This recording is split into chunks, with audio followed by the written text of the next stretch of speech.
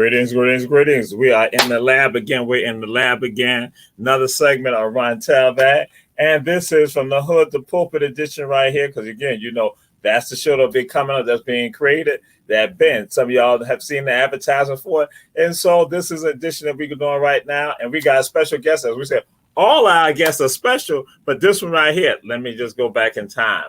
Like, yo, we had a peace and solution rally that was on last Friday. So you know me, you know I be who I am. And so this person, somebody tried to say they know me. Y'all know, anybody who say they know me, I'm going to let them know they don't know me. They don't know. I ain't who they say I'm supposed to be. You know, some people at work, some people just roll with it. Somebody else said, I'm going to take you back in time. I'm going to take you back in time. They say, I'm going to take you back. I'm going to take you back to Shabazz. I'm like, yeah, Shabazz on Victory Drive and MLK Jr. Boulevard. Like, no, I'm going to take you back in time. They just ain't say Shabazz. They say the 609 Abercorn. They called it on out, 609 Abercorn. So now I'm like, okay, they ain't trying to fall for it. They ain't trying to fall for it. So I'm still like, I don't know what you're talking about. I said, that's Chatham Apartments. That's right. That's right. So, bam, he called me out. He called me out. And so that's why I tell people, that's why it's so important that how we live our lives, how we carry ourselves right now will be something that will stay with people for generations, for decades. And so they might see you somewhere and they're going to have, if you had acted a fool back then, they see you now. They still think that you acting a fool. So, but yeah, that's why it's always good to put the best face forward. And so we're so honored to have somebody who go back in time. Now, I said, because he's been a part of the struggle. He understands he's been a part of the struggle. This ain't no newbie right here. Somebody been a part of the struggle. And that's our brother, Bishop Jermaine Oliver. Brother, we glad to have you here on Run Tell That. Brother, glad to be here on Run Tell That. Yes, indeed. Yes. And brother, what we're going to be is going to flow with it. So what we're going to do is I throw it out there to you. Who are you? Who are you? I'm Bishop Jermaine Oliver. All right. So now I got to do this right here. And see, sometimes when I ask this question of people, sometimes they get a little confused because I'm telling folks, this is what Black people do. This is how Black people relate and connect to one another. I go and ask you, I say, who are your people? Then they get all analytical, other stuff like that. You know, when Black people say that, they're like, who are your people? That's like, yo, who's your blood family? Who's your family by marriage? Who's your family through the journey of life? We want to know where you're from because we want to make that connection. Because somebody checking out the show be like, oh, that's so. Oh, they connect. So who are your people? My people, of course, are other Shabazzes. Yusef Shabazz, right here in Shabazz Famous Seafood. I'm originally out of Hitch Village Projects. My Oliver side of the family, we're right here around Savannah. There's not too many Olivers. There's not kin to us, but yes. Okay. Yes, sir. Yes, sir. Yes, sir. So, brother, who inspires you? Martin Luther King Jr. inspired me. Okay. All right. All right. And so now we throw it out there to you like this.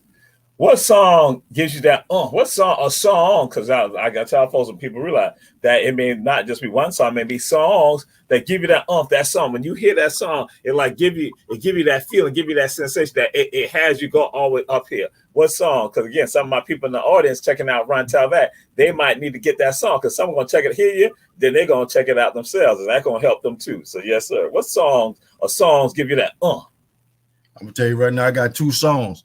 One song is a rap song. Here I go. All right. Mystical, right? Right. Yes, and sir. I got another song called This Is My Season. It's working.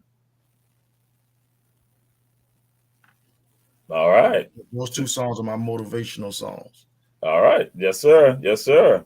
Yes. So, my brother, question that we're going to throw out there to you is this.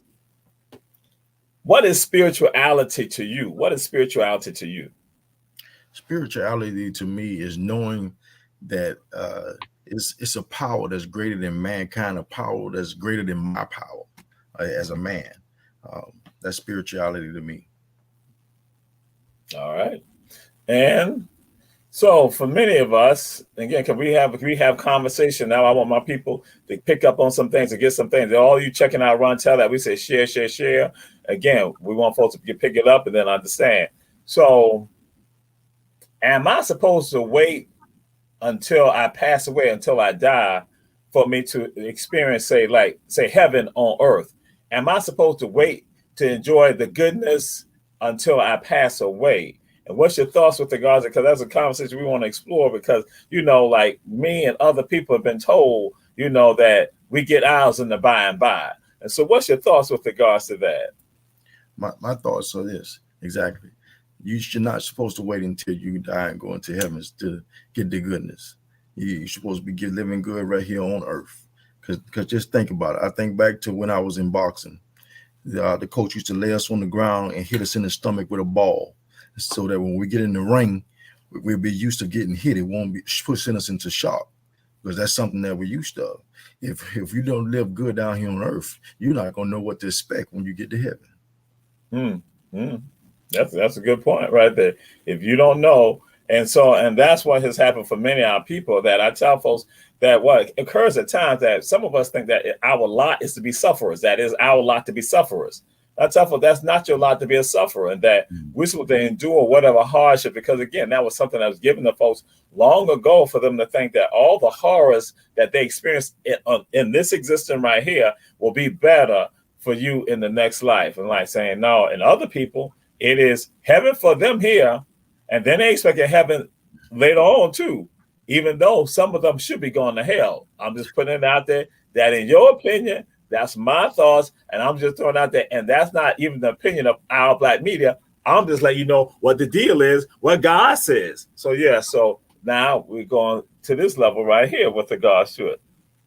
How did you get involved with regards to your spiritual practices? What was part of your journey with regards to you did not come? Because you are a bishop. That means that someone who's been ordained, somebody who's been given the allowance to help guide people spiritually. And what is your spiritual practice? How did that come about? That came about through my personal testimony. Okay. When I found God, I was in prison system, and I was at a point where it wasn't nothing but grace and God that brought me back through.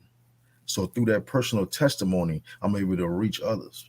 I'm able to, come to them at a point where, hey, maybe the guy that went to Bible college, not able to touch, because it's different when you done been through it, and then when you can't relate. One thing about I can relate, and that's how I use my struggles or what I went through to empower others and live because that's exactly what we're supposed to be, examples for others. And that's why that's a segue to this right here. What are our obligations to our brothers and our sisters? What's your thoughts with regards to that? What are our obligations? Because some of us say that we don't have obligations. We don't have, I'm not indebted to do anything for someone else. That is, whatever I do for me, that's it. That, and I look out for me and mine, and that's all. I look out for my kin and kith. That's it. No one else. If you outside of that circle, I'm not supposed to be worried about that. So what are our obligations as you understand it spiritually, and with regards to someone who has insight with regards to our brother and our sister? Well, we're supposed to empower. The Bible says that our people should perish because of lack of knowledge. When you have the knowledge, you ought to go back and strengthen your brothers. When you hold that knowledge inside, when you hold what you got inside, you're really stopping the next generation from excelling. But when you impact or you impair someone else, that you will see the flourishment from that. You see the seeds from that. But if you hold it inside, you keep your mouth shut. You don't teach. You don't live by example, right? I understand we want to be real and all this, but being real is being yourself, right? And you have to be yourself in everything you do, and people will recognize that. But all right. Yeah. Yes, sir. If you have more, you can go ahead. Because again, it's June now, so this modern day stuff. Sometimes I get a little rocky off of that. Everybody now want to say, "Hey, I never been through nothing. I never done nothing, anything." Well, I can't relate to that. When you tell me that you have never, that you don't have a testimony, is really what you're telling me. Then I can't relate to you. Everything else you said is out the window, because I know, for one, you ain't real. For two, you live in the facade. And for three, you're going to hell because you're lying, and you're lying to God's people. Okay. Yes, sir. All right. So what is empowerment to you? When we talk about empowerment, what is empowerment to you? When you hear empowerment, when you engage in it, what does that mean to you? Well, the ability to bring change. Okay. When you empowering someone, you might have someone who's low on self-esteem, and you can take that and empower them, let them know, hey, you are valuable. That's why you're going through what you're going through, because it's known that you're of value. You are value. Ain't no thief want to steal nothing that's not of value. Okay. So we must empower, especially empowers our brothers and sisters, to know that no matter what they think of you, no matter what you think of you, you are valuable. Yes. Yeah, and that is key. So how can we empower self? What are the things we need to do to empower self? Well, I empower myself by watching, and I'm a reader. I like to read, and I like to also, some things I have to walk it out. I have to really just step out and go through it. And I know, hey, if I get burned, not to do it again. But but at the same time, I got a different anointing than anybody else. I don't be led by people. I just like step out and be different. Okay. Because if you're a carbon copy of somebody else, you're not yourself. Yes, sir. And so, because you threw it out there, and so we're going to delve a little deeper with regards to this right here. Why is it important to empower community? Why is it important for us to empower community, and how can we do that? We can flesh that out, make that a little deeper, because you threw some things out there. Why is it important for us to empower community, and how do we go about doing it? Just some of the nuggets that you think are important for us to be able to empower community. That's just like our ancestors. They empowered the community, and we walking in that blessing right now. That's the same torch that we have to keep passing. Okay. We have to empower our younger community, our community, period. If we don't give back to our community in whatever form we want to give back to our community, then it deafens our community. And we wonder why, the things are happening in our community, because the ball has been dropping. The ball has been dropped. But now it's time to pick up the ball and say, you know what, we're going to put a period in what's been going on, and we're going to put a capital there, and we're going to change the trajectory of what's been going on. The bulk stop here until we get that mentality, until we say, hey, we go walk in unity. We're not going to let no separation come in between us. We're going to have one agenda, and we're going to be a force to be reckoned with. That's how our people was. And we look back at all the videos, they was together. And we have to get together as a community. And just to be real with you, brother, yes, the African American community had the most separation it is, but we need to change that. It don't have to be, as long as we got life in our body, we could change that. But it take us to get out and say, hey, you know what, we go stand and we go walk, we go do whatever needs to be done. And we're not only doing it for us, we're doing it for tomorrow. We're doing it for our sons and grandsons and granddaughters and our children. The generation curses have to stop. We got to pick it up and move forward. And until we as a people get together and move forward together, the same problems will keep perpetuating over and over again. You asked the question earlier about spirituality. Exactly. This is a principality that's going over the world. So you have to fight a spirit with a spirit, the right spirit. Yes. All right.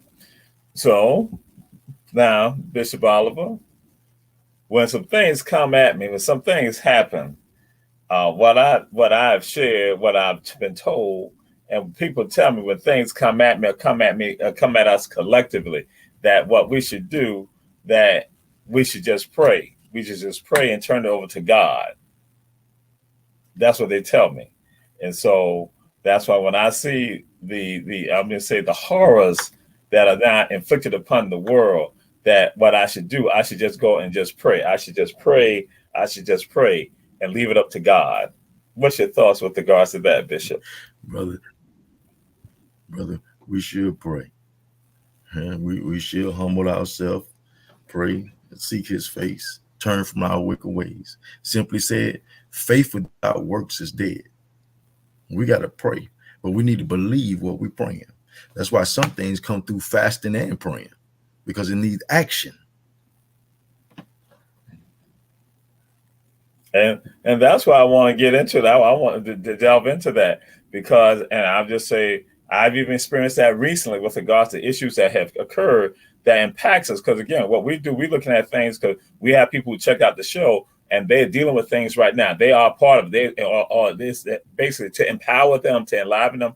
That again, how do they address that? Because again, and see with me, even though I was just giving a somewhat a scenario that's not applicable to me.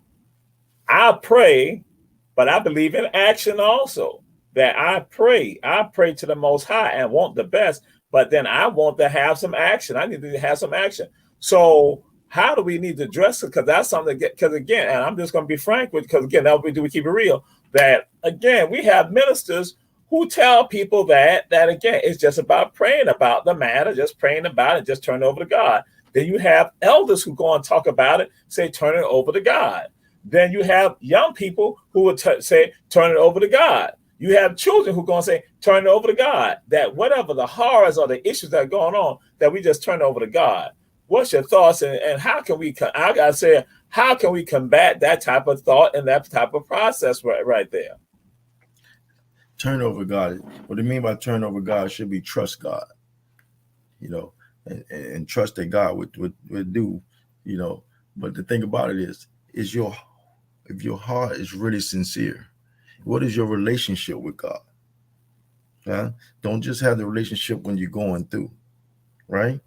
And the thing, what we do in the human flesh is we give it to God and we pick it back up. And when you pick it back up, you telling God, hold up, I'm gonna wrestle with you. I don't know about you, but my arm's too short to wrestle with God. When you give it to him by action, you go ahead and praise and believe that it's already done. God, I thank you for doing this. Y'all don't see it, but God, I know you already putting it in effect. I know it's already changing right now as these words coming off of my mouth.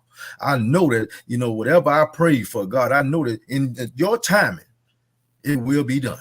See, that's the action that you need to have. You need to go ahead and encourage that faith by having faith, speaking it into existence. Call those things that's not as though they are.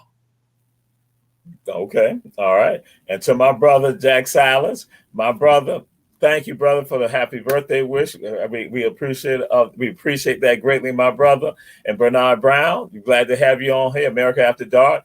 And Bernard didn't say it, Bishop. He said that he thought it was Dr. King. He thought I was having a conversation with Dr. King, that he was looking at Dr. King. He would get a little stunned because they know I have a connection with God. They know that God communicates with me. So they thought that now I done talked to God, and Dr. King came back because God had got you right here. So yes, this is Bishop Jermaine Oliver.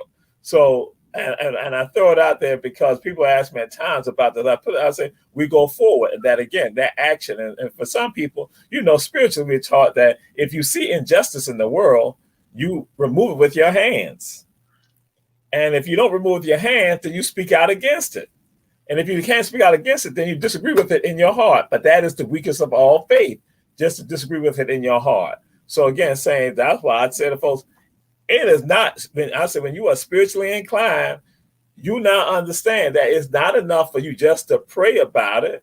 You pray, yes, for that way sometimes to say, God, give me the insight as to how I need to address this to bring about the victory. And so that when God now comes and give it to you, but you just pray and say, I'm leaving up to God, the evil still is afoot, and you got to bring it down.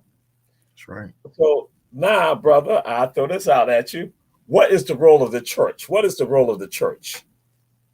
The role of the church is to impact, empower, to the church should go out and reach those that they see struggling, that they feel in the spirit that's struggling. I'm talking about spiritually. I'm not talking about going out getting nobody no sandwich, no hot dog. I'm not talking about paying no light bill. I'm talking about actually going out and reaching the people where they're at. But a lot of times we dress up in suits and we get these fancy buildings, and the grass is cut, and we forget about when it wasn't that pretty. We forget about the struggle. We forget about what we had to go through to get there. You see, yeah. But it's very important for you to go out and reach those as a church.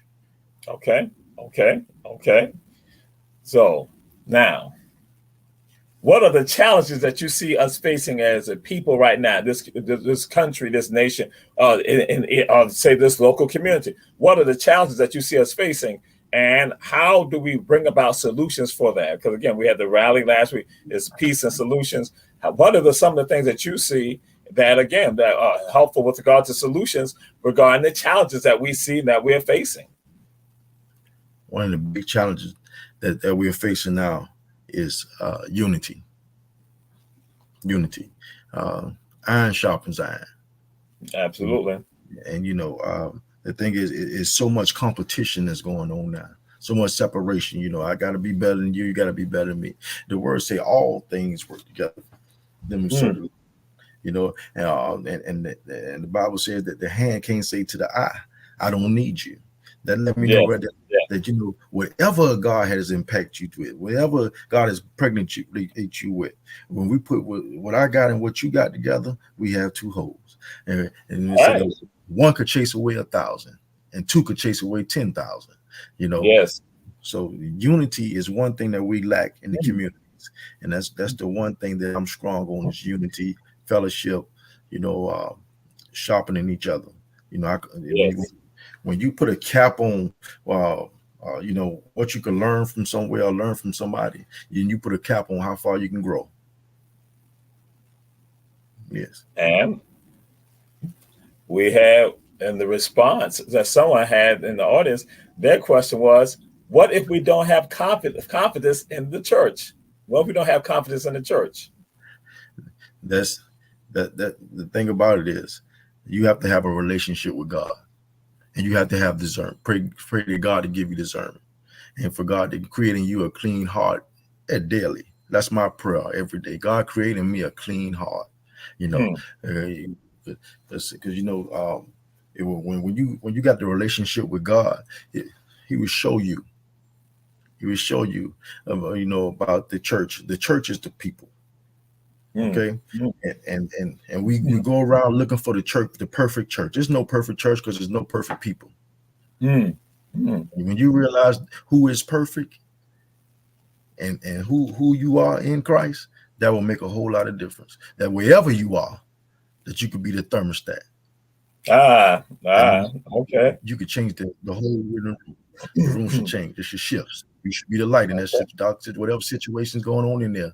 If the church, if you don't have confidence in the church, have confidence in who you believe in, and have confidence in what you believe in. That way when you go in there, you could be that one. You could say that one thing. God could use you, just like He used the bush, and change the whole trajectory. Okay. All right. Yes. So now we're gonna delve into what is the work that you do, and when I say the work, what is your church? What is your foundation? What is the religious foundation? Because some folks who checking out the show run tell that may want to come, join, support, want to know. So what is your church that you have and the work that you're doing?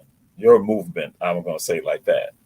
Yes, I just moved here 3 months ago from Nashville, Tennessee. I have two churches in Nashville, Tennessee, a New Life Community Church and Rock Your Salvation Community Church. I'm here now. We got a location 2611 Martin Luther King Jr. Boulevard, New Season Community Church. And our ministry is outreach. Our motto is finding the lost and teaching the found. So pastors, I don't want to come to your church to steal your members. I'm not about that. I believe in going out. I believe in going out and teaching the ones that don't need that don't quite know Christ. Okay. But we can all do it together, just bringing them to the church as a whole. Now, they don't have to come to my church. They don't have to be a member of my church. As long as you know, that's good for me. I've done my job. Okay. And when do you have services, or when you look at doing some of the work and people then come? Just to, again, we want to put it out there and how people can reach you. Yes, you can reach me by phone or by Facebook. I'm on Facebook, New Season Community Church, New Season Church, and my phone number. Is it okay to put my number on? Oh yeah, absolutely, yes, sir, brother. That's what we got. We want people to be connected. Yes. My number is 912-433-7666. That's 912-433-7666. You can also come to the service on Friday night at 7. That's 2611 MLK Junior Boulevard. And we have service at 11 o'clock on Sunday, 2611 MLK Junior Boulevard. All right. Yes. And what are you proud of with regard to the work that you do? I'm proud to be an example. I'm proud that God used me all the way through my testimony. I'm not afraid of my testimony. My testimony made me who I am today. And I'm glad every time I can impact someone who's low on confidence, who's out in here in the street and using excuses not to get out of the street. I can meet them where they at, and by the time we had finish that conversation, either they'll be thinking about it hard, or they'll go home with something to think about, or they get converted right there while we talking. Okay. I'm just glad that God gave me the boldness, the endurance to go out to where others may not be able to walk through, and just making a change in the community, in our community first. All right. Yes, sir. Yes, sir. And what projects or efforts that you have going on also that folks can participate? If you have any projects, any events that are coming up, anything that you're working on that you foresee also, so people can have, again, their eyes open or have their ears open. So when it occurs, they say, oh, I need to be there. I need to get involved. Yes, we I need to support. Yes. Yes, we having the against gun violence, Fathers Against Gun Violence. We're doing that. We're going to start on the east side of Savannah, and we're going to run it all the way around on the east side of Savannah. It'll be posted on the website. It'll be posted on Facebook, and where we'll be and how you can be a part. All you have to do is inbox me. I answer my inboxes personally. So you inbox me, and we looking for all volunteers that can come and be a part of what we got going on. But we want to let them know that, hey, look, we don't have to lead the violence. It's another way where we can solve these problems. They don't heard the story many times about back in the days we used to, fist. We can never see another day. Now they go to now is gun violence. Come on, and then you locked up for the rest of your life, and you done took a life. There's no winning in that situation, So now is the time. Us as leaders, we have to get together. My mission now is to get the leaders in Savannah, Georgia, together, ones that's gonna really be about the business. Amen. To say, hey, we go do whatever is needed be done to reach our youth, to reach the generation behind us, or even reach some that's our age. Some of our age need reaching. The thing is, we're gonna have to come out and talk to them and let them know. We're gonna let them know, say, hey, you don't have to do this. Sometimes you just need to be that voice of reasoning. But if we're not present in the communities, if we're not really in the communities, we can't depend on the government. As believers, the weight is on our shoulders, right? So if we done drop the weight, it's time to pick it back up. Yes. And the only way we can pick that up is have the mentality that's what we're going to do together. One agenda. Not going to build our personal churches, the churches where we serve at, but we're going out with one call and one mission, and that's togetherness. And that's to stop what was done took over. And Me, and this is personal for me because my son was gunned down over 2 months ago in Caden Homes. We only been in Savannah for 4 days, and he was over there breaking up a fight, and he got shot 13 times. So this is personal for me, and this is what we should do. We should teach differently. Come together, open up some of our churches for the kids to come in and learn some computer skills. Learn some basketball, learn football, half rubber. You ask a kid about half rubber, now they don't know what you're talking about. I remember Sportsman Park, that's all they was playing out there was half rubber. And put laughter back into our communities instead of everybody have to walk around with their pants down low and not saying that's what they do, that's what they do. It's what's on the inside.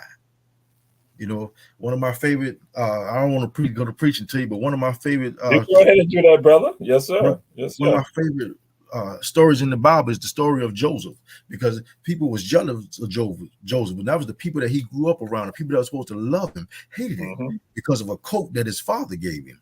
They hated what was on him. But to go a little deeper, they hated Joseph even more because of what was put on him, about what his heavenly father put in him. And that was a dream. Yes. The thing is, we have to let our kids know that they are valuable. It's no matter what's being said to them. And the other thing is, once we let them know, and we got to let other folks know too, that our kids are valuable. Because when we let them know, yes, they will be able to come in and kill our kids, like some animals or something on the street.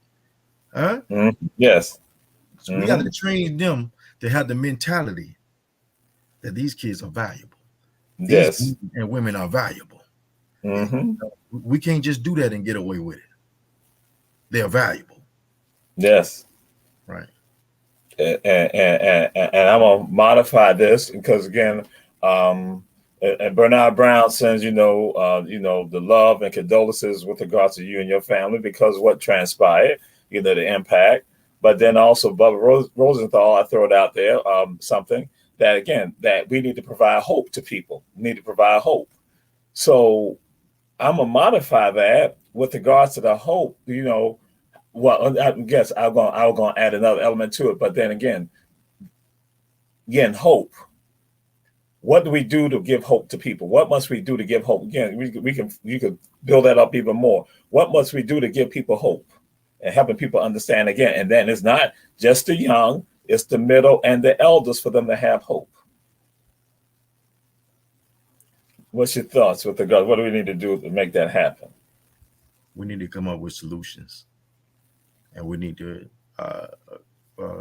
We already know what the problem is, so we need to stop the excuses and come up with solutions. We need to form neighborhood community meetings where we can get together and put our heads together, and we need to change our language. When we come out of them community meetings, we need to come up with solutions. We need to come with action plans, and we need to put these things into action, and we need to let it, just come out of it with power. We need to get together and and not go against each other. Not saying that what everything one person go say is right, but when we put our heads together, brother, we gonna come out there with solutions. And we have the mentality that whatever solution we come out that room, we go put it into action the right way. We're not gonna come out ignorantly. We're gonna come out there and armed and ready. I'm talking about armed with righteousness and armed with a way that we go see daylight out of what we want. That the plan that we set out to is going to be a goal, and then we go accomplish that goal at a period. Not just doing this during election time or doing this in time when the lights and stuff come on. Yes. It's what we do behind the scenes. It's what we're willing to get out here and put the sweat in for and do. Not just for our glory, not to be seen or none of the other stuff. It's time out for that.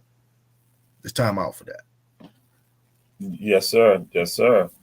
And Bernard Brown, you touched Bernard Brown. Again, he has a show, America After Dark. He's also one of the co-hosts on 2 other shows for the Owl Black Media Network. And so that he said he's been touched by the words that you've been putting out there. And that's, again, that always said it's about impacting people, touching people. And then from the question that Bubba Rosenthal had, and then with regards to, again, people looking at the show. So now I got to get to this right here with you.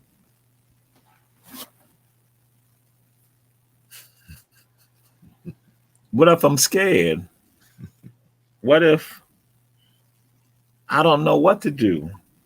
What if my friends, my relatives, my classmates, my schoolmates, the people I work with, people in the neighborhood, people that see me on the street, what if they look at me funny, And so I don't want to be put out there on the spot like that. What if I'm scared? To get into this, I'll go say this art form of liberation, this art form of service to people, being part of Iron Sharpen Iron 2717. What if I don't want people to look at me? I want people to look at me funny. They'll think something wrong with me.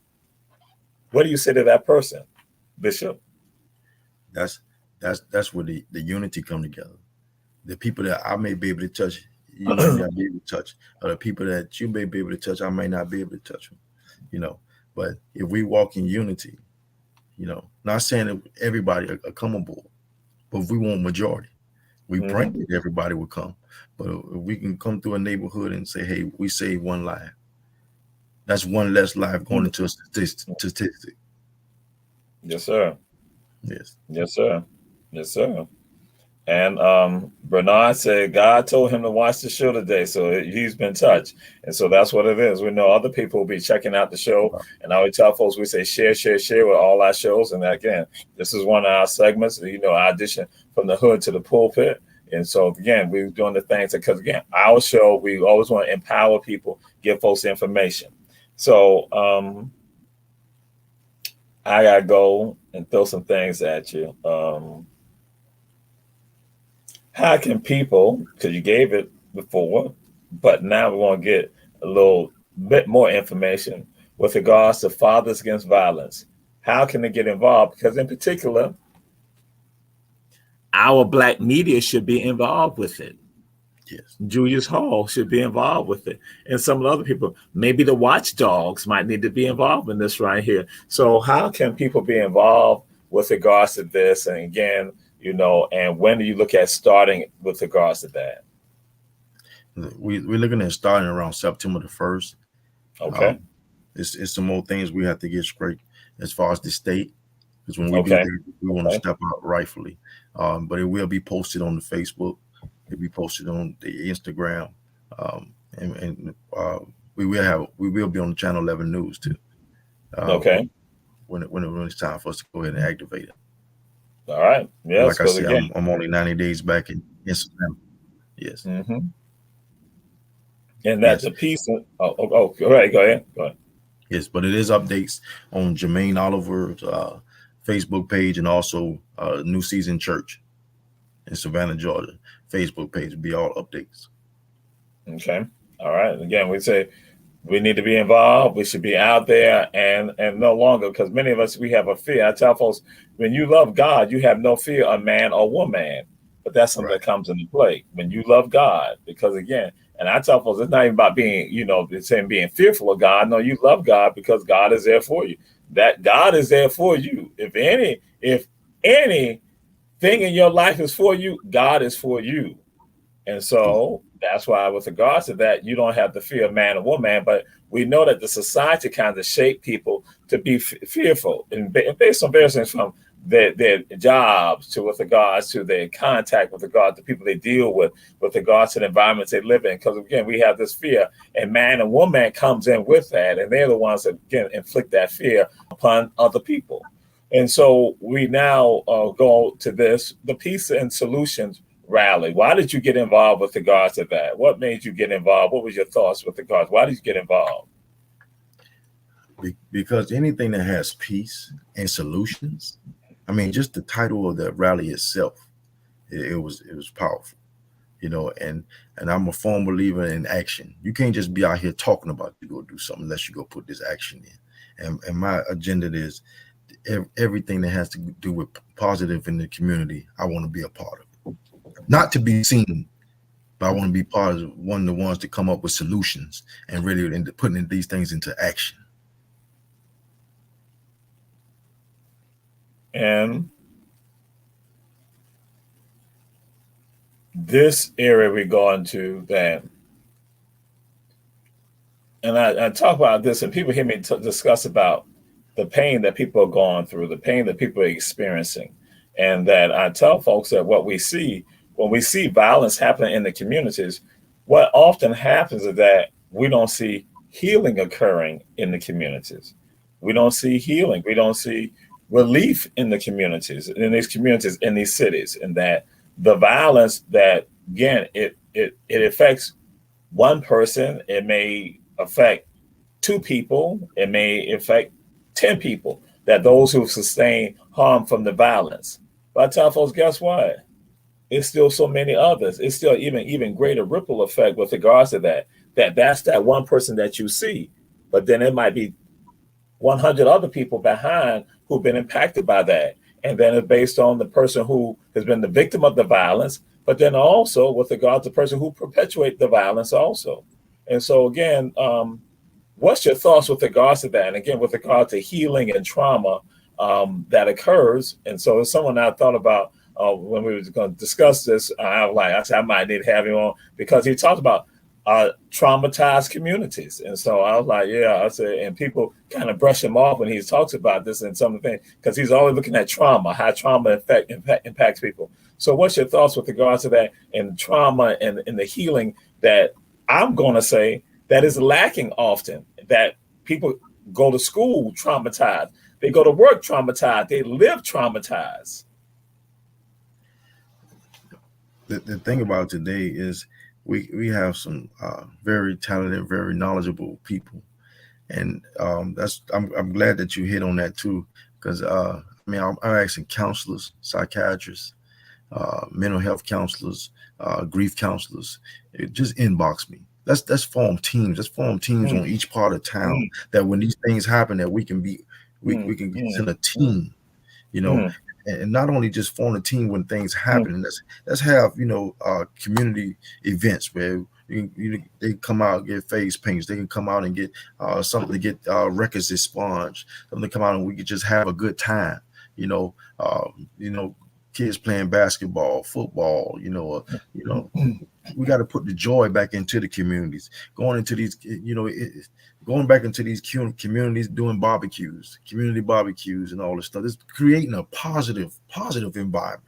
And not just every time that we see blue lights come, we got to come in. Lights, camera, action. That's coming. When there's not all that stuff going on, let's come and bring positive change into the community. If we come and we light that flame ourselves, if we make these first steps in the community, we might not be able to save everybody, but I guarantee you that the statistics won't be looking like it's looking now. Okay. I got crazy faith that if we go in with these agenda that's positive, I'm not talking about we going in, to have our picture on the news or to have our church name printed everywhere, but we going in and we just going in, as a force, many people, but on one agenda, to make a positive change, not in just one neighborhood, but all over town, so that spirit could just spread. That what, this is a blessed city, and the thing about it, we have the potential. We have the potential to do it. It's just we got to get out here and put the action in. Not have nothing hold us back. I mean, even if it's budget, it don't have to be a big budget. You got to use what you got.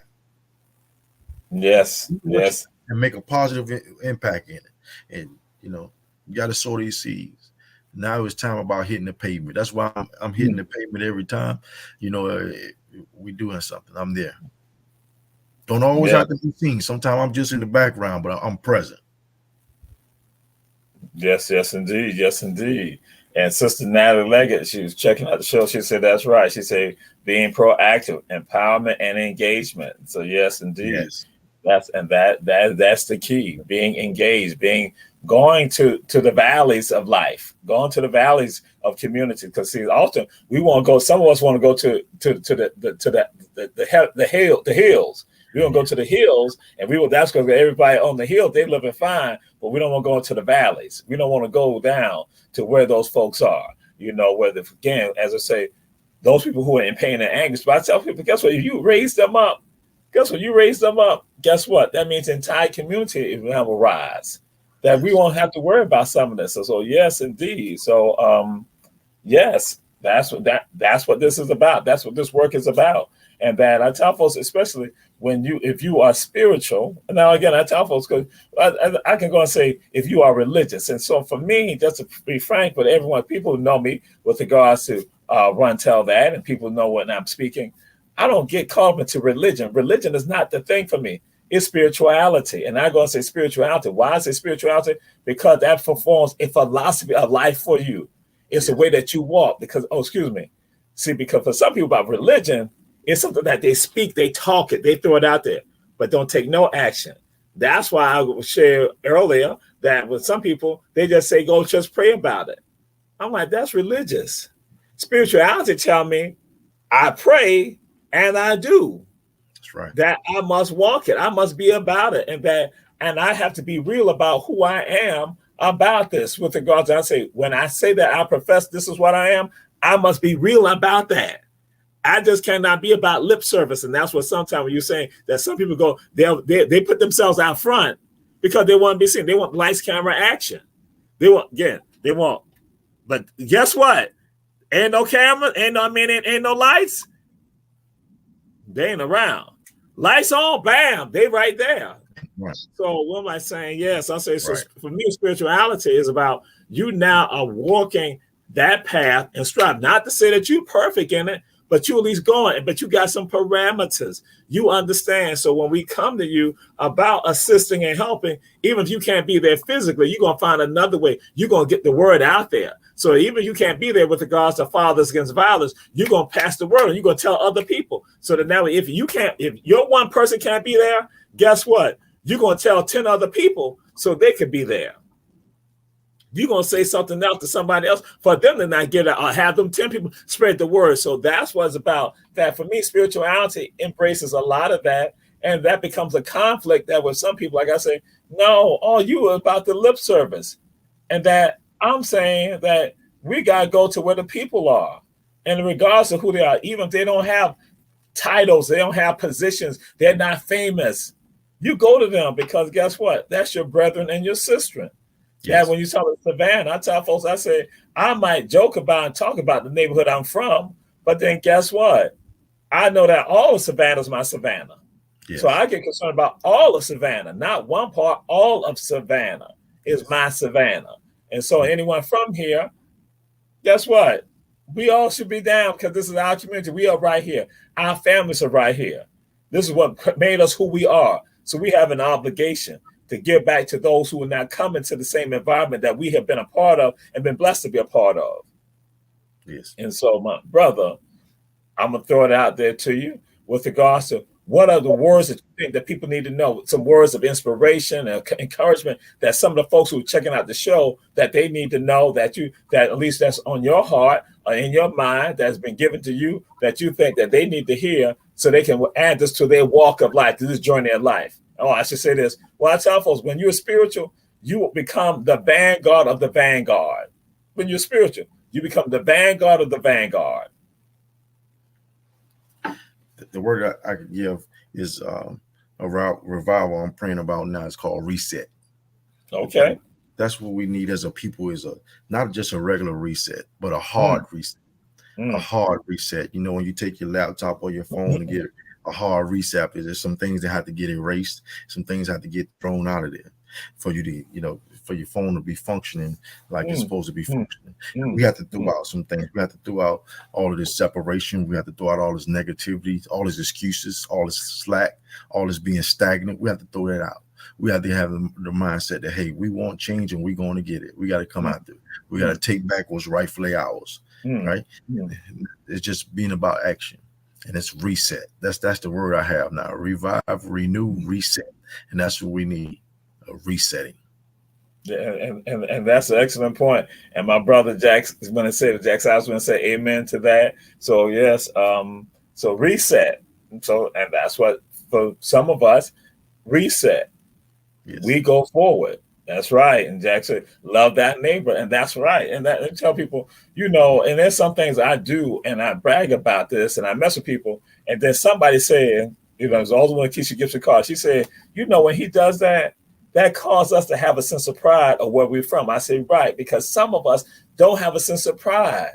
I'm like saying, I'm from Savannah. No matter where I go, let people know I'm from Savannah. I'm from Savannah, Georgia. That's right. You might think, oh, it's a sleepy southern town. I'm from Savannah, the greatest city in the entire world. So my neighborhood, greatest neighborhood in the entire world. That again, but my whole city. And that's that sense of pride. And you said something, and I was waiting. I wanted to throw it out there. When you talk about how the church should open up its doors. I've shared this about some of my people about the community. I said, Dodge City that I grew up in. Where were the kids? Where did the kids used to hang out? Well, some of you won't know this, but I'll just share it with y'all. Where did some of the kids in the neighborhood hang out in Dodge City? Where did some of the kids hang out? At St. Philip Monumental AME Church. Some people look at me, I'm like, yeah, we used to sit on the steps of the church. We hanging out. So our parents, guess what?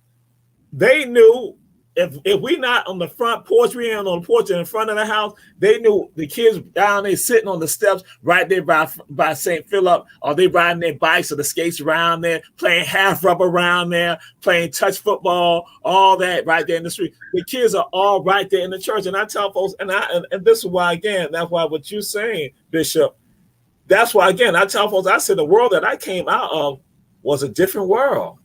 It was a different world. That the world I came out of. So I had to learn other stuff when I got to college and I understand that this is what they're talking about, because the world that I grew up in was not like that. And so that's why when people talk about how the church not being a part of the communities and churches, and I'm like saying, or someone not going to have these programs right there, but I'm like saying, we used to hang out on the church. The church had after school programs also that we go and look at PBS. Yeah.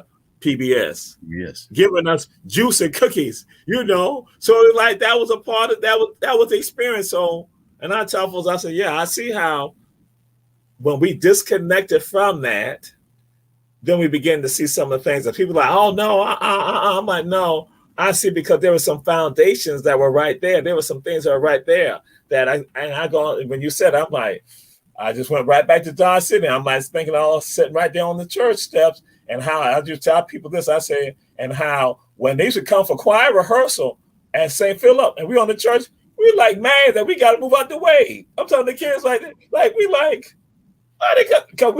it's like we had taken ownership of that property. We had taken ownership of that. That was a part of who we are. We got to get back to that. Yeah. So I want to tell you when you said that, I was like, you took me go back, and I'm like, that's a part of the foundation. That's a part of who I am. Yes. Yes. In his village, we had a fellow by the name of Brother Bean.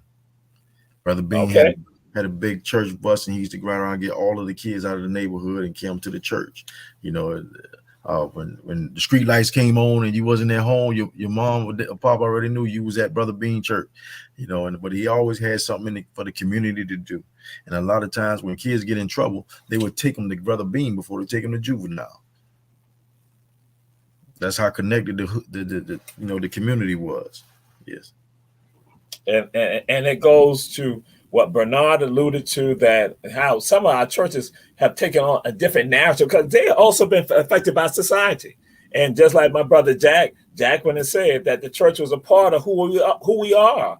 And I'm like saying some of us have gotten away from that. And I'm saying a lot of us have gotten away from that. And so then we follow these templates of other people. I'm like, no, the greatest template is God's template. God has already told you that's the greatest template for you to follow. That's why I said that's the spirituality right there. So again, as opposed to you getting embracing what everybody else doing, that fear, because even some people in the church are fearful. That when I threw that out there, it's not just the people in the valleys, the people in the Midlands, or the people up top.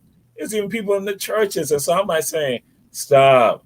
let's return back. Let's have that impactful element that's right there. And when you're in communities, even though you might have 1,000 members that come to your church, but if you're in a community, still have your church involved in that community. If you're on the south side of the city of Savannah, have your church right there. Make sure your church is ready. If you are in Bacon Park, make sure that your church is touching the lives of people who live in Bacon Park. If it's in Hitchfield, it's your Fred Wessel. If it's in Fraser Home, if it's on MLK, that is still touching the people. That you still got your members, but still yet, let it understand that it is a community church. That again, we're not isolated. So, my brother, I got to ask you this question. And so to my brother, Jack Salas, Jack, I have said to him, he must get this answer correct. So my brother, I'm going to give it to you. I need you to get this correct. My brother, Bishop Jermaine Oliver, what is the best high school in Savannah, Chatham County, Georgia? Please get it right. Oh, and I must let you know, God is an alumnus. You've not been on the show. God is an alumnus of this high school, the best high school in Savannah, Chatham County, Georgia. I'm waiting right now, and America, everyone, for the right answer. Does this high school begin with a J? Yes, it does. Yes, it does. Yes. Yeah. The last name does, yes. Okay, he's saying to everyone, it is Heavens V. Jenkins High School, Herschel V. Jenkins High School, aka now known as Heavens V. Jenkins High School. God is an alum of Herschel V. Jenkins High School, Heavens V. Jenkins High School. That's why it's called Heavens V. Jenkins High School. See, you got it right, Bishop. You are touched by God. You are truly touched by God. Yeah. So let y'all know, he also is an alum of Heavens V. Jenkins High School. He left there to go graduate from Johnson High School, but he went to Jenkins first to get his foundation. So that's why he got it right. It starts with a J. It starts with a J. It starts with a J. God bless you, my brother. So now, give any other words of inspiration you want to get to our people, because they're going to try to shut us down. That's what they do on Our Black Media Network. They shut down, run, tell that. But yes, sir, brother. Any other words and closing remarks? We're going to let you have the closing remarks for our people. It is my prayer that we anything that you have to bring that we can impact the community in a positive way, please inbox me, inbox the show, Brother Jamal, Brother Julius. Please just let us know your availability. Let us know how to get in contact with you. Let's meet. I'm serious about this, and it's not the time now to put up excuses. It's time now to put in action. Our kids, our brothers, our sisters are leaving here daily, and they're leaving here for the cause of zero, nothing. So in order for us to make this positive change in the community, let's start with self and step out in the community and do what we need to do as a people together. That's right, my brother. Yes, indeed. And how can people contact you? What's your contact info? My phone number is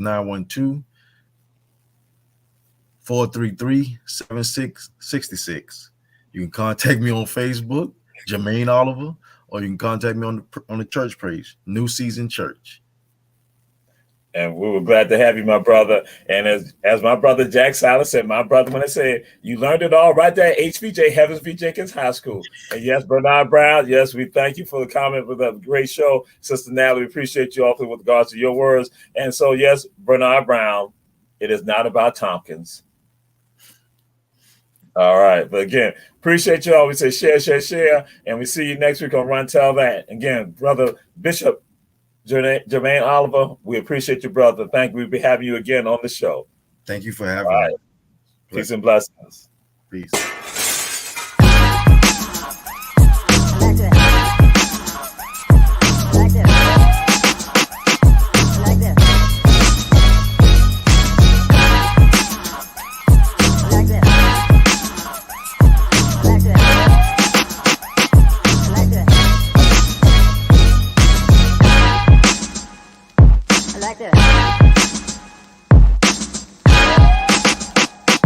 Like this.